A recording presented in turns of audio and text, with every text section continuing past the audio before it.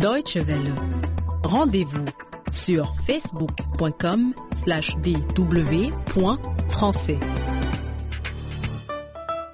Et nous passons à l'actualité en République démocratique du Congo. Les réactions divergent au sein de la classe politique congolaise suite à la mesure de proroger les sanctions du Conseil de paix et de sécurité des Nations Unies dans ce pays. Pour les analystes, il s'agit de mesures visant à assainir l'environnement politique. Fiacre Ndaïra Guigé, bonsoir. Bonsoir, Frégis. Vous nous donnez quelques précisions sur ce sujet. La résolution 2293 qui a été prorogée jusqu'au 1er juillet 2017 était censée prendre fin le 31 décembre de cette année. Et les sanctions dont il est question sont notamment l'embargo sur les armes, le gel des avoirs pour les responsables politiques et militaires. Mais qu'est-ce qui a justement motivé cette prorogation? Le politologue camerounais Guy Stéphane explique.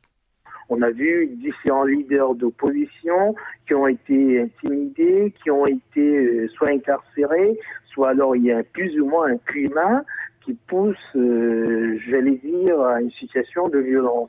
Et pour remettre la situation dans un rapport de force, dans une ligne droite, il est intéressant et important que le Conseil de sécurité puisse avoir une résolution qui vise à renforcer, les sanctions. Faux rétorque Ramazani Chadari, le numéro 2 du PPRD, c'est le parti au pouvoir en RDC. Pour lui, en effet, il s'agit de certaines puissances qui tirent les ficelles. Là, nous voyons que ce sont des intimidations envers un État indépendant. On veut nous imposer des divisions, on veut nous imposer un mode d'exploitation économique. Nous ne céderons jamais. Vous pensez que pour exporter nos biens, il faut seulement aller en Europe ou bien aux États-Unis? Je vous ai dit que la Chine aussi est là. Chez nous, il n'y a pas d'opposants. Si les gens disent nous voulons cesser de postes, on s'appelle opposants, qu'on nous laisse nous gérer à l'africaine. Du côté de l'opposition, l'étau se resserre. La Constitution doit être respectée. Emery Damien Kalioula, c'est le président de la coalition congolaise pour la transition, une plateforme politique. C'est un virage dangereux. Si M. Kabila ose prendre cette voie, ici il n'est pas question de se tourner vers la Chine.